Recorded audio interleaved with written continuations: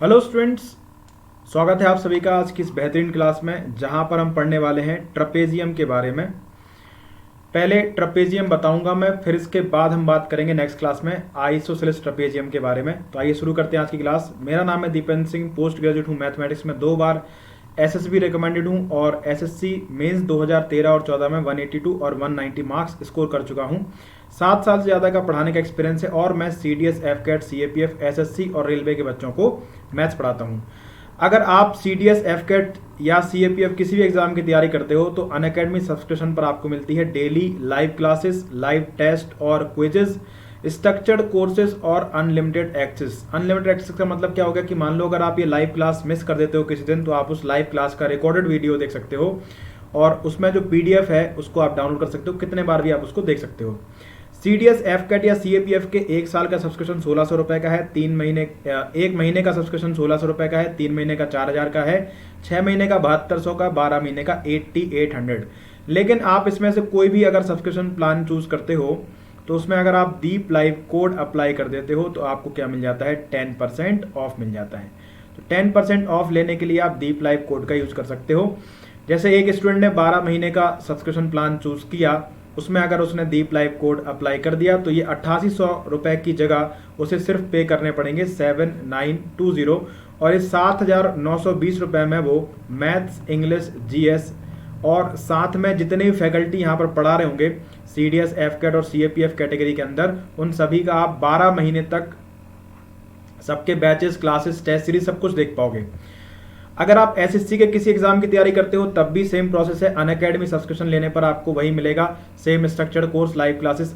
SSC के लिए 1 महीने का 1200 रुपए सब्सक्रिप्शन फी है, 3 महीने की सब्सक्रिप्शन फीस 3000 रुपए है, 6 महीने का लेते हो तो ये 4800 हो जाता है और 12 महीने का यही 6000 का हो जाता है। लेकिन अगर आप इसमें दीप लाइव कोड अप्लाई कर देते हो तो आपको साथ में क्या मिल जाता है, 10% ऑफ मिल जाता है।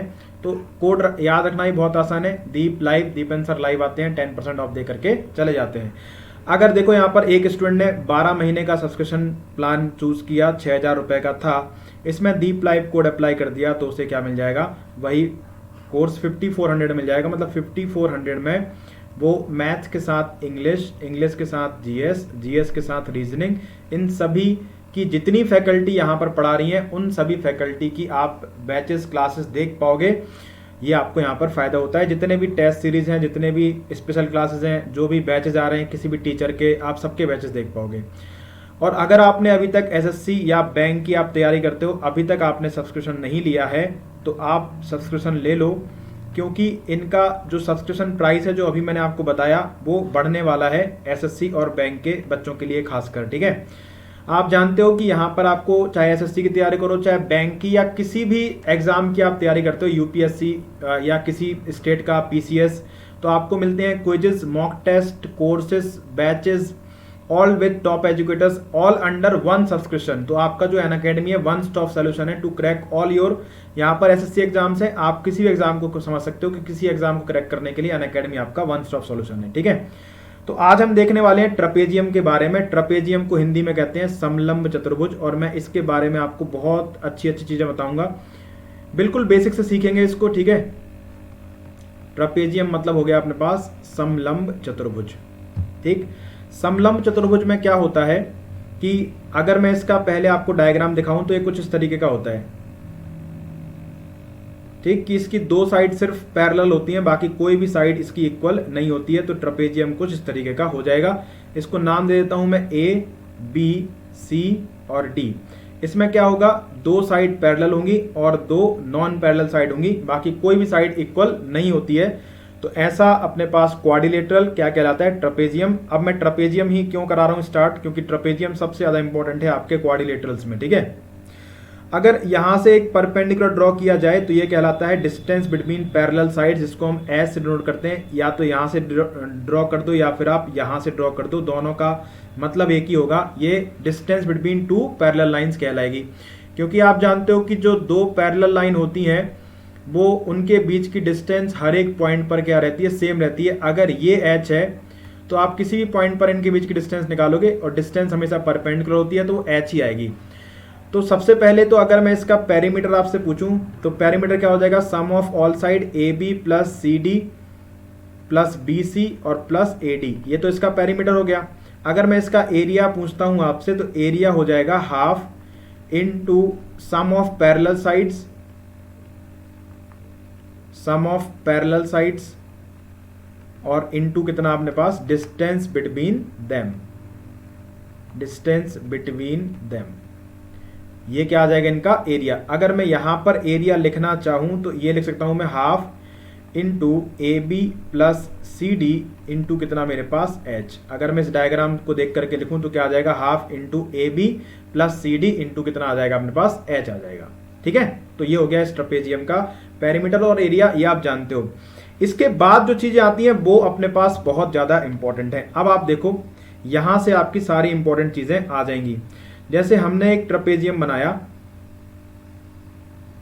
और इसमें दो साइड, मैं कह रहा हूं कि आपकी दो साइड पैरेलल हैं। ठीक है, ये अपने पास एक ट्रेपेजियम बन गया A, B, C और D, ये दो साइड आपकी क्या है पैरेलल हैं। ठीक है, हमने एक डायगोनल ये खींचा और एक डायगोनल हमने ये खींचा, विकर्ण हमने इसके मिला दिए, विकर्ण खींच दिए। ठीक है, और इनका इंटरसेक्टिंग पॉइंट हो गया अपने पास O। तो आप जानते हो एक चीज, सबसे पहला जो कॉन्सेप्ट है वो यही है, इसका कॉन्सेप्ट नंबर 1। इससे पहले तो जो थे वो आप जानते थे, पेरीमीटर और एरिया। आप जानते हो कि अगर दो पैरेलल लाइन को कोई एक ट्रांसवर्सल लाइन काटती है तो अगर ये एंगल थीटा है तो ये वाला एंगल भी क्या हो जाता है, थीटा हो जाता है, ऑल्टरनेट इंटीरियर एंगल, है ना। तो अगर आप इसमें देखो ध्यान से तो AB और CD अपने पास दो पैरेलल लाइन है और इन पैरेलल लाइन को एक ट्रांसवर्सल लाइन BD काट रही है, एक ट्रांसवर्सल लाइन AC काट रही है। तो अगर ये थीटा होगा तो ये वाला एंगल भी कितना हो जाएगा, थीटा हो जाएगा। अगर ये अल्फा होगा तो ये वाला एंगल भी कितना हो जाएगा, अल्फा हो जाएगा। और बचा हुआ एंगल क्या हो जाएगा अपने पास, इक्वल हो जाएगा, क्योंकि ये वर्टिकल अपोजिट एंगल है। तो आप अगर किसी दो ट्राइंगल के तीनों एंगल या दो एंगल बराबर कर लेते हो, दो एंगल बराबर कर लिए, तीसरा अपने आप बराबर हो जाएगा।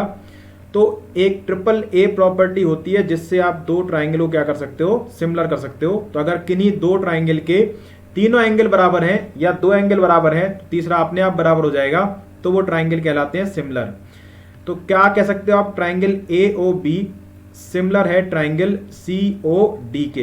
देखो एंगल A किसके बराबर है, अगर एंगल A अल्फा है तो इसका C अल्फा है, इसमें B थीटा है तो इसमें D थीटा है। तो अगर मैं AOB लिख रहा हूं तो अगर आप ये देखोगे तो ये आपको एंगल बताएंगे कि इक्वल एंगल के सामने इक्वल चीज लिखी है। ऐसा नहीं कि हम कुछ भी अपने मन से लिख सकते हैं। एंगल A किसके बराबर है, C के बराबर है, तो A यहां से यहां A लिखा तो यहां C लिखा। O किसके बराबर है, O के बराबर है, देखो आप वर्टिकल अपोजिट एंगल है। और B किसके बराबर है अपने पास, D के बराबर है। जो एंगल B है वो किसके बराबर हो गया, D के बराबर हो गया। तो अगर दो ट्राइंगल सिमिलर होते हैं तो उनकी साइड का रेशियो बराबर होता है। अब मैंने आपको क्या बताया कि जो सिमिलरिटी लिखने का तरीका है वो यही होता है। अपन सिमिलरिटी जब पढ़ेंगे तो इसको और मैं डिटेल में समझाऊंगा। अभी आप लिखो, देख लो ये सिर्फ कि इनको लिखने का सही तरीका क्या है कि जो एंगल बराबर है उसके सामने वही एंगल लिखना है। तो अगर मैंने एक एक देखा था, मतलब A को देखा, फिर O को देखा, फिर C को देखा, तो वो एंगल बता रहे थे। अगर हम दो दो को एक साथ देखें तो ये साइड बताएंगी, इसकी साइड AO और इसकी साइड CO। तो जो इनका रेशियो होगा AO और CO का, वही रेशियो OB और OD का होगा, वही रेशियो OB और OD का होगा, और वही रेशियो आपका AB, देखो AB ये वाली साइड रखी थी ना A से लेकर के B तक, वही रेशियो AB और CD का होगा, वही रेशियो अपने पास AB और CD का हो जाएगा। तो इसको आप देख लो, ये इंपॉर्टेंट है। इसमें से सबसे ज्यादा इंपॉर्टेंट क्या है, ये है AO बटे में OC बराबर OB बटे में OD। क्यों, क्योंकि ये डायगोनल के इंटरसेक्टिंग जहां पर कर रहे थे, ये डिस्टेंस है। AO और OC को आप मिला दोगे तो AC बन जाएगा, OD को आप OB से मिला दोगे तो आपको BD बन जाएगा। ठीक है, तो आपको ये ध्यान रखना है कि अगर किसी ट्रेपेजियम में उसके डायगोनल एक दूसरे को इंटरसेक्ट करते हैं। अब मैं ये डायग्राम इस तरीके से बना देता हूं कि अगर अपने पास एक ट्रेपेजियम है, समलंब चतुर्भुज है, और उसमें इसका नाम दे दिया मैंने A, B, C और D। अगर एक समलंब चतुर्भुज है, ये आपके पास समांतर होगी, ये इसके पैरेलल होगी, इसके पैरेलल होगी। अगर मैंने इस तरीके से एक डायगोनल खींच दिया और एक ये डायगोनल है, अगर मैंने इसके दोनों विकर्ण खींच दिए, दोनों विकर्ण एक दूसरे को O पर मिल रहे हैं, तो आपको क्या ध्यान रखना है कि इसके डायगोनल इक्वल नहीं होते हैं, ना मिड पॉइंट पर इंटरसेक्ट करते हैं, लेकिन सेम रेशियो में डिवाइड करेंगे। मतलब जो रेशियो AO और OC का होगा वही रेशियो आपका OB और OD का हो जाएगा। ठीक है, इसको आप अपने मन से नहीं ले सकते हो। जो रेशियो AO मतलब अगर ये A रेशियो B है तो फिर ये भी कितना हो जाएगा मेरे पास, A रेशियो B हो जाएगा। और ये क्या बराबर है अपने पास, रेशियो बराबर है। ठीक है, लेंथ बराबर नहीं होगी, रेशियो बराबर होगी, ध्यान रखना। आप इसको ऐसे भी याद कर सकते हो कि AO into OD, AO into OD, यहां पर अपन ये भी लिख सकते हैं कि AO into OD is equal to OB into OC। आप ऐसे भी इसको याद कर सकते हो। ठीक है, तो आपको ये बात ध्यान रखना है कि देखो इसमें थीटा के सामने वाली साइड AO और इसमें थीटा के सामने वाली साइड OC, इनका जो अनुपात होगा वही अल्फा के सामने OB और अल्फा के सामने OD का होगा। तो वही लिखा हमने AO बटे में OC या CO is equal to OB बटे में OD। तो ये आपको ध्यान रखना है कि ट्रेपेजियम में जो आपके डायगोनल होते हैं वो एक दूसरे को सेम प्रोपोर्शन में डिवाइड करते हैं। ठीक, पहली चीज आपको ये ध्यान रखनी है। अब यहीं से अगर आप एक चीज और देखो तो आपको एक और इंपॉर्टेंट चीज मिल जाएगी। अगर मैं आपको बताऊं कि अगर दो ट्राइंगल सिमिलर होते हैं, अब मैं ये सारी चीजें पहले एक बार मिटा देता हूं, है ना। ये जो सिमिलरिटी हमने प्रूव करी है इसको मैं मिटा देता हूं फटाफट से, ताकि आप इसको, ये तो आपको पता चली गया आप क्या है, ये मैं यहां पर लिख दूंगा अलग से, मैंने समझा दिया है आपको एक बार। और ये कंप्लीट बेसिक होगा आपका ट्रेपेजियम का। ठीक है, आपको बहुत अच्छा लगेगा एक बार पढ़ने के बाद। फिर इसके बाद मैं आइसोसेलेस ट्रेपेजियम की बात करूंगा, जो आज तक आपने किसी ने आपको नहीं बताया होगा।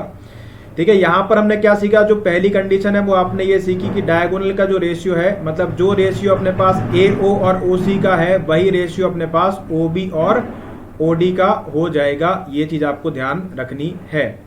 और हमें पता है कि जो ट्राइंगल AOB है वो सिमिलर है किसके, ट्राइंगल COD के, ये सिमिलर है। तो अगर दो ट्राइंगल सिमिलर होते हैं तो इनकी साइड का रेशियो बराबर आता है, और इनके एरिया का रेशियो क्या हो जाता है वो देख लो आप, area of triangle AOB upon area of triangle COD। ये आपको ध्यान रखना है ताकि जब आप सवाल सॉल्व करो तो ये चीजें आपके दिमाग में तुरंत आ जाएं। इन दोनों ट्राइंगल के एरिया का आप रेशियो देखो, अगर दो ट्राइंगल सिमिलर होते हैं तो उनके एरिया का रेशियो उनकी सिमिलर साइड्स के स्क्वायर के बराबर हो जाता है। आप जानते हो कि इस ट्राइंगल की जो साइड्स का रेशियो होगा वो क्या होगा, AO बटे में CO बराबर हो जाएगा OB बटे में OD बराबर हो जाएगा AB बटे में CD। तो आप इन तीनों में से अगर एरिया लिख रहे हो, ये इनकी साइड का रेशियो है, यही इनके पेरीमीटर का रेशियो होगा, सबका रेशियो ही होगा। लेकिन जब इनके एरिया की बात की जाएगी तो एरिया के लिए हमें क्या करना पड़ेगा, इनका स्क्वायर करना पड़ेगा। AO का स्क्वायर CO का square is equal to OB का स्क्वायर अपॉन OD का square is equal to AB का स्क्वायर अपॉन में CD का स्क्वायर। ये बात आपको ध्यान रखनी है। तो हमारे लिए इंपॉर्टेंट क्या है, हमारे लिए ये इंपॉर्टेंट नहीं है, हमारे लिए इंपॉर्टेंट है, आपको ये ध्यान रखना है कि एरिया ऑफ ट्राइंगल AOB बटे में एरिया ऑफ ट्राइंगल COD बराबर कितना आ जाएगा अपने पास, AB स्क्वायर बटे में CD स्क्वायर। ये आपको बात क्या रखनी है, ध्यान रखनी है। AB स्क्वायर बटे में CD स्क्वायर क्या होता है, मतलब कहने का क्या है कि अगर ये ट्रेपेजियम है, ये इंपॉर्टेंट चीज है, ये भी आपको ध्यान रखना है। ठीक है, अगर ये ट्रेपेजियम है या कोई दो पैरेलल लाइन है, इस तरीके से आपने एक क्वाड्रिलेटरल बनाया, जरूरी नहीं है ट्रेपेजियम हमेशा ऐसा ही बना हुआ, ठीक है, आप ऐसा भी बना सकते हो, कोई दिक्कत हमें नहीं है, इस तरीके से ही बना सकते हो आप। ठीक है, बस ये आपकी पैरेलल है, बाकी इनके बारे में कुछ नहीं पता, इक्वल है कि पैरेलल है कुछ नहीं है। तो ट्रेपेजियम ऐसा ही बना सकते हो, बाकी आपको समझ में आया इसलिए मैंने ऐसा बना दिया। अब अगर मैं इनके डायगोनल मिला देता हूं तो आपको एक तो डायगोनल के बारे में कंडीशन एक, जो कंडीशन नंबर 1 थी वो याद रखनी है। दूसरी कंडीशन क्या बनाई हमने, देखो यहां पर फटाफट से इसको मिला देता हूं मैं, यहां से ये वाला डायगोनल मिला दिया और ये वाला डायगोनल हमने यहां पर मिला दिया। ठीक है, तो अगर मैं आपको क्या बता रहा हूं कि अगर ये लेंथ अपने पास x है, ये y है, तो इसका एरिया हो जाएगा x स्क्वायर और इसका एरिया हो जाएगा y स्क्वायर। ये बात आपको ध्यान रखनी है। ठीक है, तो दो कंडीशन हमने सीख ली, बहुत इंपॉर्टेंट वाली। अब आ जाओ इसके बाद नेक्स्ट कंडीशन पे, कंडीशन नंबर 3, ट्रेपेजियम की कंडीशन नंबर 3। देखो ट्रपेजियम की नहीं, किसी भी क्वाड्रिलेटरल में, इन एनी क्वाड्रिलेटरल, आप ये चीज याद रखना, एनी क्वाड्रिलेटरल, किसी भी क्वाड्रिलेटरल में आपको ये बात जो बताने वाला हूं वो आपको ध्यान रखना है, ठीक है। और उसका यूज हम करेंगे ट्रपेजियम में, तो आपको इंपॉर्टेंट कंडीशन यहां से मिल जाएगी। मान लो ये कोई सा भी क्वाड्रिलेटरल है, इस तरीके से हमने एक क्वाड्रिलेटरल बना दिया, ठीक है, थोड़ा सा बड़ा बनाते हैं। हमने कोई सा भी एक क्वाड्रिलेटरल बना दिया इस तरीके से,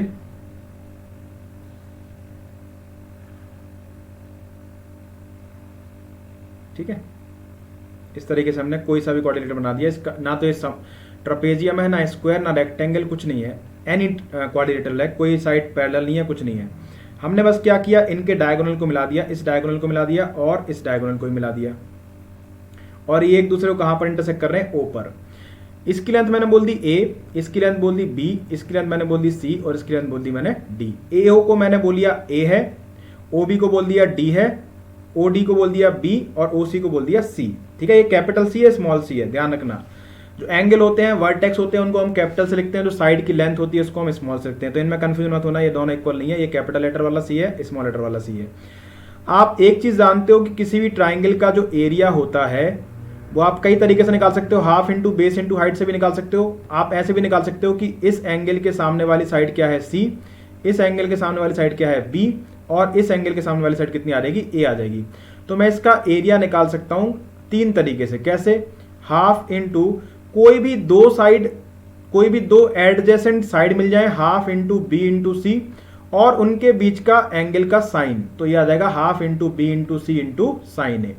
या फिर आप ऐसे भी निकाल सकते हो, half into A into B, और इंटू कितना आ जाएगा अपने पास, साइन सी। या फिर आप ऐसे भी निकाल सकते हो, half into A into C into sine B. इनमें से किसी भी एक तरीके से निकाल सकते हो। तो अगर आप ध्यान से देखोगे तो ये एंगल अगर मैं थीटा मान लेता हूं, और ये कोई सा भी क्वाड्रिलेटरल है, ध्यान रखना, फिर से बता रहा हूं, अगर ये थीटा है, एक बात तो आप जानते हो, किसी भी ट्राइंगल क्वाड्रिलेटरल कहीं भी कुछ भी हो, अगर एक स्ट्रेट लाइन है, अगर ये थीटा है, तो स्ट्रेट लाइन पर बनने वाले सभी एंगल का सम कितना होता है, 180। तो ये कितना आ जाएगा, 180 माइनस थीटा। तो अगर ये थीटा है तो ये कितना आएगा मेरे पास, 180 माइनस थीटा आएगा। तो ये वाला भी कितना हो जाएगा मेरे पास, 180 माइनस थीटा हो जाएगा, वर्टिकल अपोजिट एंगल, और ये वाला भी कितना हो जाएगा अपने पास, थीटा हो जाएगा। इसको मैंने बोल दिया A1, इसका एरिया A1 से डिनोट कर दिया, इसका एरिया A2 से डिनोट कर दिया, इसका एरिया हमने A3 से डिनोट कर दिया, और इसका एरिया हमने A4 से डिनोट कर दिया।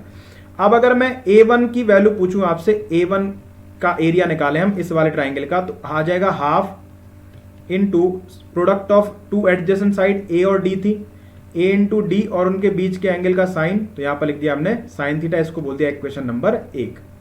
अच्छा, आप ट्रिग्नोमेट्री से एक चीज जानते हो कि साइन 180 माइनस थीटा बराबर कितना होता है अपने पास, साइन थीटा होता है। ये चीज जानते हो, नहीं जानते हो तो ट्रिग्नोमेट्री में पढ़ेंगे।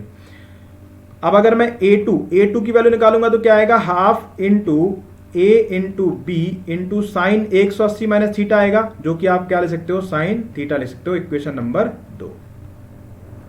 A3 अगर पूछूं तो A3 कितना आ जाएगा अपने पास, half into B into C into sine theta, equation number 3। और अगर मैं A4 पूछूं आपसे तो A4 कितना आ जाएगा, half into C into D into 180 minus theta, half into C into D into 180 minus theta, क्या आ जाएगा अपने पास, साइन थीटा आ जाएगा। अब अगर मैं इक्वेशन नंबर 1 और 3 का मल्टीप्लाई करूं और 2 और 4 का मल्टीप्लाई करूं, तो आप देखोगे कि ये दोनों वैल्यू इक्वल आ रही हैं। 1 और 3 का मल्टीप्लाई करो, 2 और 4 का मल्टीप्लाई करो, इसको इक्वेशन नंबर 4 बोल देते हैं। तो आप अगर देखोगे तो 1 और 3 मतलब क्या हो गया अपने पास, A1 इंटू A3 और A2 इंटू A4। आप मल्टीप्लाई करके देखो इक्वल आते हैं कि नहीं आते हैं। तो आपने देखा कि A1 कितना है मेरे पास, 1/2 A into D into sine theta, और A3 कितना है मेरे पास, 1/2 into B into C into sine theta. ठीक है, A2 कितना है मेरे पास, A2 है 1/2 into A into B into sine theta, और A4 कितना है मेरे पास, 1/2 into C into D into sine theta. अब अगर आप ध्यान से देखो तो ये कितना हो जाएगा, 1/4 A B C D sine square theta, ये भी कितना हो गया 1/4 ABCD साइन स्क्वायर थीटा, दोनों क्या आ रहे हैं इक्वल आ रहे हैं, तो क्या हम ये इक्वल लिख सकते हैं। तो आपको ये ध्यान रखना है कि किसी भी क्वाड्रिलेटरल में अगर डायगोनल एक दूसरे को इंटरसेक्ट करते हैं तो जो अपोजिट ट्राइंगल होते हैं उनके एरिया का प्रोडक्ट हमेशा क्या होता है, बराबर होता है। फिर अलग अलग क्वाड्रिलेटरल के हिसाब से कंडीशन अलग अलग बन जाती है, कहीं चारों पार्ट इक्वल हो जाते हैं, कहीं आमने सामने वाला बराबर हो जाता है। तो आपको किसी भी क्वाड्रिलेटरल में अगर उसने बोल दिया कि ABCD इज ए क्वाड्रिलेटरल, सिर्फ इतना बोला, ये नहीं बोला रेक्टेंगल, स्क्वायर, ट्रेपेजियम, कुछ नहीं बोला उसने, तो आपको याद ये रखना है कि अगर कोई भी क्वाड्रिलेटरल है तो उसमें जो डायगोनल अगर एक दूसरे को किसी पॉइंट पर इंटरसेक्ट करते हैं तो अपोजिट जो ट्राइंगल बन रहे हैं उनका एरिया का प्रोडक्ट आपस में क्या आएगा, बराबर आएगा। ठीक है, ये बात समझ में आ गई आपके। ठीक, तो अगर आपको ये चीज पता है तो अब अपन ट्रेपेजियम पे आ जाते हैं। ट्रेपेजियम की मैं आपको कंडीशन बता रहा था कि ट्रेपेजियम में क्या कंडीशन होगी। देखो, अगर मान लो ये अपने पास एक ट्रेपेजियम है, क्वाड्रिलेटरल की आपको वो कंडीशन पता है, वो यहां पर भी लगेगी ABC और D। यहां पर मैंने ये डायगोनल मिला दिया इस और ये वाला डायगोनल मिला दिया, दोनों डायगोनल को मैंने मिला दिया और ये मैंने बोल दिया O। ठीक है, डायगोनल मिला दिया और ये बोल दिया मैंने O। और क्योंकि ट्रेपेजियम है इसलिए ये क्या हो जाएंगे, आपके पैरेलल लाइंस हो जाएंगी। अगर ये पैरेलल लाइंस हैं तो आपको एक चीज छोटी सी और पता होना चाहिए कि दो पैरेलल लाइन के बीच कितने भी ट्राइंगल बनाओ आप, अगर उनका बेस सेम है और पैरेलल लाइन के बीच बनना है तो उनका एरिया हमेशा क्या आएगा, बराबर आएगा। अगर मैं ऐसा एक ट्राइंगल बना देता हूं बेस इक्वल करके, ठीक है,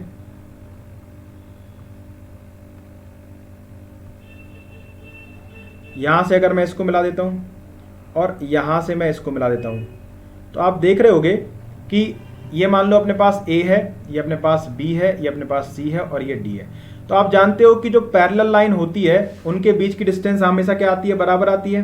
तो इन दोनों ट्राइंगल का बेस इक्वल है, CD है, और हाइट दोनों की बराबर होगी क्योंकि जो परपेंडिकुलर डिस्टेंस होगा इनके बीच का, कहीं से भी आप निकाल लो, वो इक्वल ही आएगा क्योंकि दो पैरेलल लाइन के बीच की डिस्टेंस हमेशा क्या होती है, बराबर होती है। तो एरिया होता है किसी भी ट्राइंगल का half into base into height, ये भी होता है एरिया का फॉर्मूला। तो जब बेस कॉमन है दोनों में, हाइट भी इक्वल है, तो दोनों ट्राइंगल का एरिया क्या आएगा, बराबर आएगा। तो यहां से आपको ये चीज ध्यान रखनी है कि अगर दो पैरेलल लाइन है, दो पैरेलल लाइन और सेम बेस के बीच बनने वाले ट्राइंगल, कितने भी ट्राइंगल बना लो, उन सभी का एरिया आपस में क्या हो जाता है, इक्वल हो जाता है। ठीक है, तो अगर आप इस ट्रेपेजियम में देखोगे ध्यान से तो दो पैरेलल लाइन के बीच आपको दो ट्राइंगल दिख रहे होंगे। एक ट्राइंगल दिख रहा होगा जो मैं रेड कर रहा हूं, ये हो गया अपने पास DBC। ठीक है, ये वाला ट्राइंगल हो गया अपने पास, दो पैरेलल लाइन और बेस DC ही रखना है, और एक ट्राइंगल आपका ये बना ADC। इन दोनों में बेस क्या है अपने पास, बराबर है। इन दोनों का जो बेस है वो बेस अपने पास बराबर है, और हाइट ही बराबर होगी। क्यों? क्योंकि पैरेलल लाइन के बीच की डिस्टेंस बराबर होगी। तो अपन क्या लिख सकते हैं, अपन लिख सकते हैं कि area of triangle ADC is equal to, थोड़ा दूर लिखता हूं इक्वल, यहीं लिख लो, equal area of triangle BDC। क्यों? क्योंकि दोनों सेम बेस और पैरेलल लाइन के बीच बने हैं। अच्छा, अगर कभी ऐसा लिखा रहता है कि x + y = z + a, तो अगर ये दोनों इक्वेशन इक्वल हैं तो अगर मैं यहां से मान लो 2 घटाता हूं इसमें से, तो यहां पर भी क्या करना पड़ेगा, मुझे 2 घटाना पड़ेगा। अगर सेम चीज घटाई जाए तो बैलेंस इक्वल, ये जो इक्वेशन है बैलेंस रहेगी। अगर मैं यहां 2 घटाता, यहां 2 जोड़ देता, तो ये इक्वेशन क्या हो जाती, बैलेंस नहीं रहती फिर, है ना। तो हम ये काम कर सकते हैं कि दोनों तरफ सेम चीज घटा सकते हैं। तो अब मैं क्या कर रहा हूं, यहां पर ये जो ट्राइंगल है इस वाले ट्राइंगल का मैं एरिया दोनों तरफ घटा रहा हूं। ठीक है, इस वाले ट्राइंगल का एरिया मैं दोनों तरफ घटा रहा हूं, मतलब यहां से भी मैं क्या कर रहा हूं, एरिया ऑफ ट्राइंगल COD घटा रहा हूं, और यहां से भी मैं एरिया ऑफ ट्राइंगल COD घटा रहा हूं। ठीक है, तो अगर इस ट्राइंगल में से A, D और C में से आप COD का एरिया घटा दोगे तो आपको किसका एरिया मिल जाएगा, मतलब इसको आप क्या ले सकते हो, फिर इसको ले सकते हो आप एरिया ऑफ ट्राइंगल AOD। और इस वाले ट्राइंगल में से अगर आप देखोगे BDC में से ये ट्राइंगल हटा दोगे तो क्या बचेगा अपने पास, ये बचेगा एरिया ऑफ ट्राइंगल BOC। इन दोनों का एरिया आपस में क्या आ जाएगा, बराबर आ जाएगा। ठीक है, ये बात आपको क्या रखनी है, याद रखनी है। अगर इसका एरिया x है तो इस वाले का भी एरिया क्या होगा, x होगा। किसमें, अगर ABCD आपका क्या है, ट्रेपेजियम है, इज ए ट्रेपेजियम। बाकी में तो हो सकता है चारों बराबर हो, लेकिन ट्रपेजियम में चारों बराबर नहीं होते हैं। ये जो नॉन पैरेलल साइड्स हैं इन पर जो ट्राइंगल बन रहे हैं उनका एरिया आपका क्या आ गया, बराबर आ गया। ये बात आपको क्या रखनी है, ध्यान रखनी है।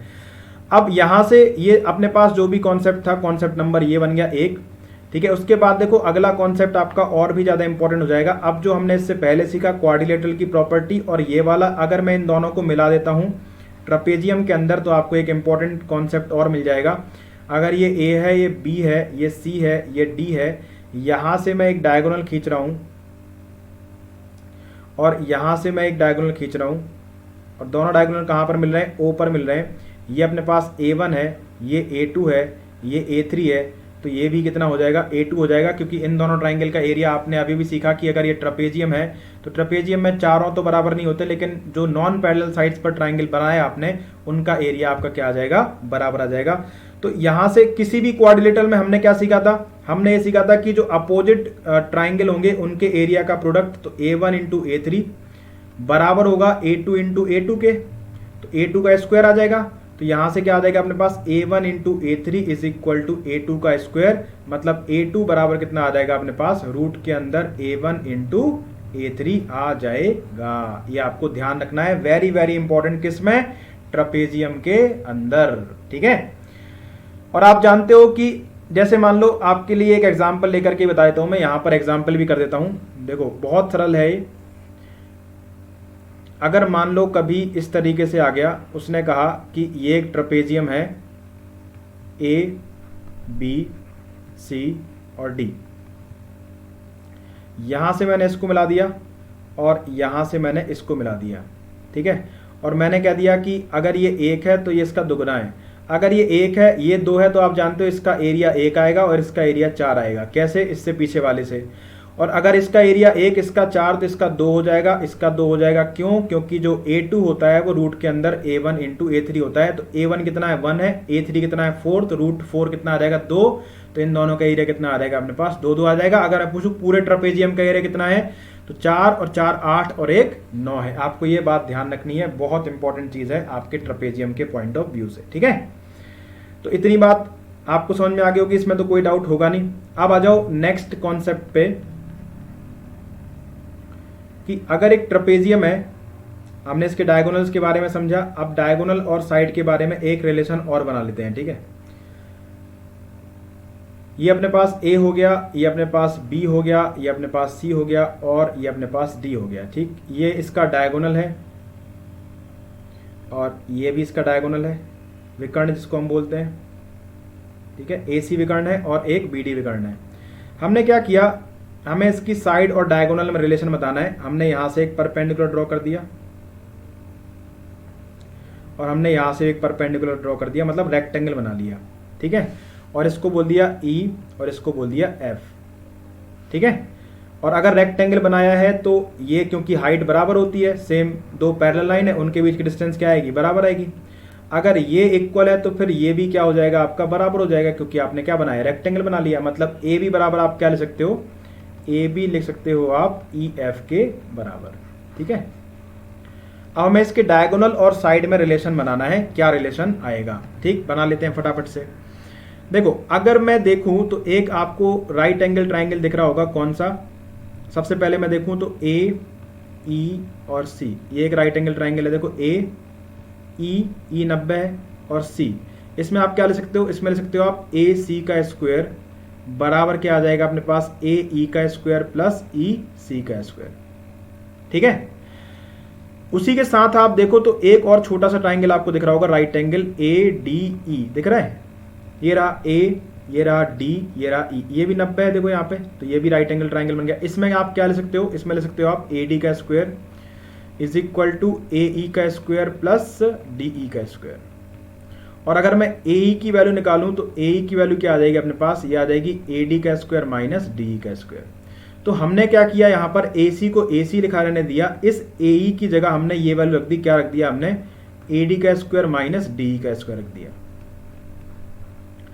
EC को मैंने क्या किया, EC को क्या लिख दिया, EF, E से लेके F तक प्लस F से लेके C तक। इसको मैंने थोड़ा सा चेंज कर दिया, EC को लिख दिया मैंने EF प्लस FC, तो ये हो जाएगा इसका होल स्क्वायर। पहले हम AC के स्क्वायर को लिखते हैं, मतलब पहला डायगोनल उसी तरीके से फिर दूसरा डायगोनल आ जाएगा। अब अगर इसको जरा सॉल्व करें तो ए सी का स्क्वायर बराबर आ जाएगा ए डी का स्क्वायर माइनस डी ई का स्क्वायर, और ये ए प्लस बी का होल स्क्वायर क्या आ जाएगा, ई एफ का स्क्वायर प्लस एफ सी का square plus 2 into E F C. और आप जानते हो ई एफ की जगह अपन कितना रख सकते हैं, ए बी, तो ये क्या आ जाएगा ए सी का स्क्वायर बराबर ए डी का स्क्वायर माइनस डी ई का स्क्वायर, और प्लस ई एफ की जगह अपन लिख देते हैं ए बी का स्क्वायर, एफ सी की जगह एफ सी लिखा रहने दो, एफ सी का स्क्वायर, और प्लस कितना हो जाएगा अपने पास 2 ए बी, ई एफ की जगह हमने ए बी रख दिया इंटू एफ सी। इसको हमने बोल दिया इक्वेशन नंबर 1। अब अगर आप देखोगे तो एक ट्राइंगल आपको राइट एंगल ट्राइंगल दिख रहा होगा, बी डी एफ है ना, बी डी एफ दिख रहा है, ये रहा बी, ये रहा डी और ये रहा एफ, बी डी एफ। इस ट्राइंगल में अगर आप देखोगे तो इसमें हम क्या ले सकते हैं, इसमें ले सकते हैं हम बी डी का स्क्वायर बराबर बी डी का स्क्वायर बराबर क्या हो जाएगा अपने पास, बी एफ का स्क्वायर और प्लस डी एफ का स्क्वायर। अब बी डी को हमने बी डी लिखा रहने दिया, बी एफ को आप क्या ले सकते हो, फिर से ये ट्राइंगल देखो, ये राइट एंगल ट्राइंगल है, इस राइट एंगल ट्राइंगल में आप बी एफ की जगह क्या लिख पाओगे, बी एफ का स्क्वायर हो जाएगा आपका बी सी का स्क्वायर माइनस एफ सी का स्क्वायर, जैसे यहां पर किया था हमने, उसी तरीके से आप यहां करोगे तो बी एफ का स्क्वायर आप लिख पाओगे बी सी का स्क्वायर हाइपोटेनस माइनस बेस का स्क्वायर एफ सी का स्क्वायर, प्लस डी एफ को अपन क्या लिखेंगे, यहां से लेके यहां तक ये डी एफ है, इसको अपन लिख देंगे E F plus DE, E F plus DE का होल स्क्वायर। ठीक है, इसको जरा आप ओपन करो तो आपको यहां से कुछ रिजल्ट मिलेगा, फिर हम दोनों इक्वेशन को ऐड कर देंगे। ठीक है, ये अपने पास है यहां से। अब आप देखोगे तो हो जाएगा बी डी का square is equal to B C का स्क्वायर माइनस एफ सी का स्क्वायर, और ये प्लस हो जाएगा ई एफ की जगह अपन लिख देते हैं ए बी, तो ये हो जाएगा ए बी का स्क्वायर प्लस डी का स्क्वायर और plus 2 A B into D E, equation number 2। अगर मैं इक्वेशन नंबर 1 और 2 को जोड़ देता हूं, इक्वेशन नंबर 1 और 2 को आप जोड़ दो तो देखो यहां पर माइनस का डी स्क्वायर है, यहां पर प्लस का डी स्क्वायर है, यहां पर प्लस एफ सी स्क्वायर है, यहां पर माइनस एफ सी स्क्वायर है, और कुछ कट रहा है और कुछ नहीं कट रहा है। तो अगर मैंने इक्वेशन नंबर 1 और 2 को जोड़ दिया तो देखो हमें क्या मिलेगा, यहां पर लिख देता हूं मैं, यहां पर मिल जाएगा मुझे A C square plus B D square, और यही चीज आपको ध्यान रखनी है, इज इक्वल टू हो जाएगा अपने पास एफ सी स्क्वायर से एफ सी स्क्वायर कट गया, ये बचा अपने पास ए डी स्क्वायर, यहां पर बचा अपने पास ए बी स्क्वायर, पहले ये लिख लेते हैं A D square plus A B square plus 2 A B into F C, और यहां क्या बचा अपने पास B C square plus A B square, B C square plus A B square और plus 2 A B into D. अब ये अपने पास फाइनल रिजल्ट आने वाला है A C square plus B D square बराबर, A C square plus B D square बराबर कितना हो जाएगा अपने पास,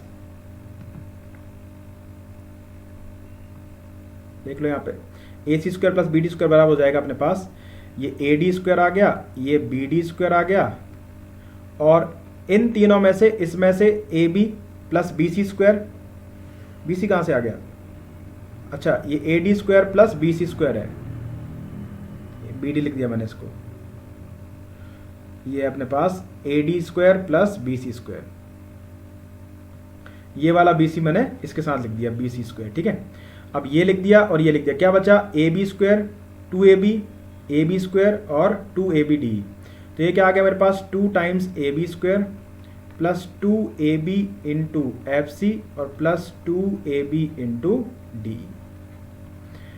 यहां पर अपन एक काम करते हैं कि A C square plus B D square is equal to A D का स्क्वायर प्लस बी सी का स्क्वायर, और इन तीनों में से 2 ए बी कॉमन ले लेता हूं, 2 ए बी कॉमन ले लिया तो यहां क्या बचेगा ए बी बचेगा, यहां क्या बचेगा एफ सी बचेगा, यहां पर क्या बचेगा अपने पास डी ई बच जाएगा।